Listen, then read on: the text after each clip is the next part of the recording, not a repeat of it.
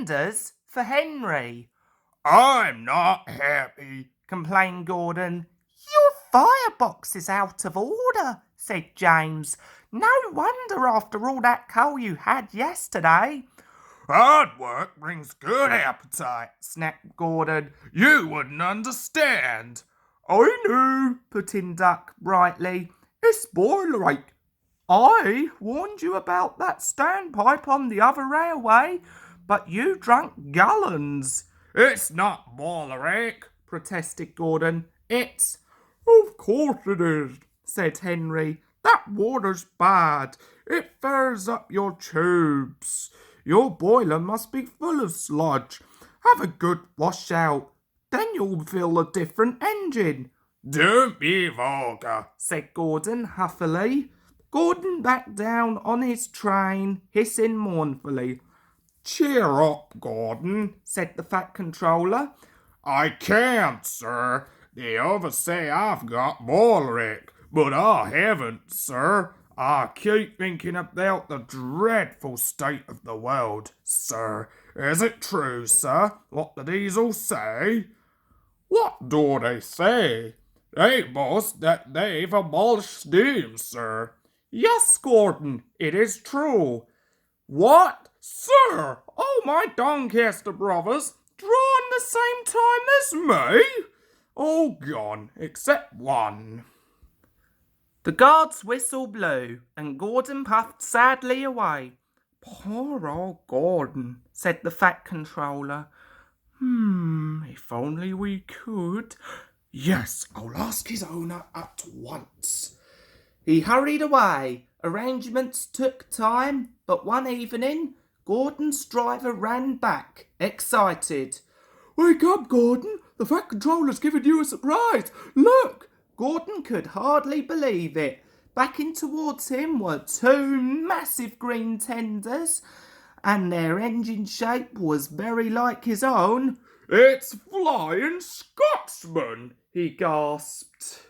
The Fat Controller's brought him to see me. Oh, thank you, sir. Gordon's toot of joy was drowned by Flying Scotsman's as he drew happily alongside. Next day, the two engines were photographed side by side. You've changed a lot, smiled Flying Scotsman. I had to rebuild a crew. They didn't do a proper Doncaster job, of course, but it serves.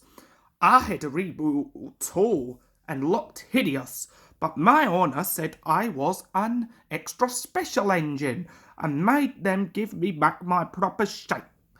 Is that why you have two tenders? Being special? No, you'd hardly believe it, Gordon, but over there, they've hardly any coal and water. But surely, every proper railway... Exactly. You are lucky, Gordon, to have a controller who knows how to run railways. Everyone got on well with Flying Scotsman, except Henry. Henry was jealous. Tenders are marks of distinction, he complained. Everybody knows that. Why's he got two?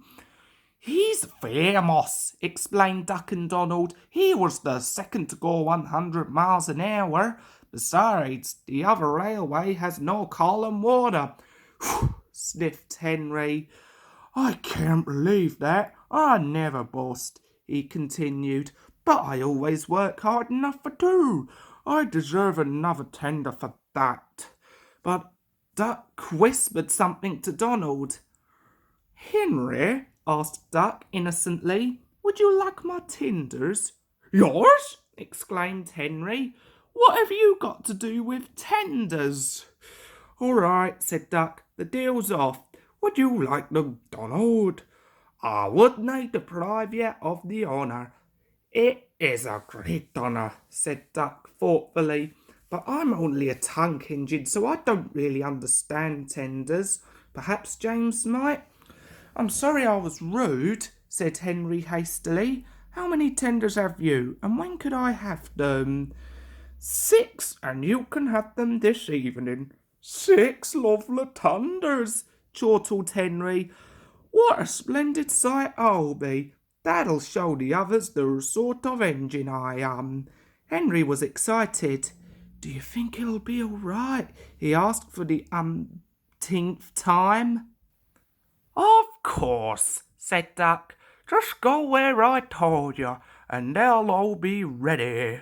Meanwhile, word had gone round, and the others waited where they could get a good view. Henry was cheered to the echo when he came, but he wasn't a splendid sight. He had 6 tenders, true, but they were very old and very dirty. All were filled with boiler sludge.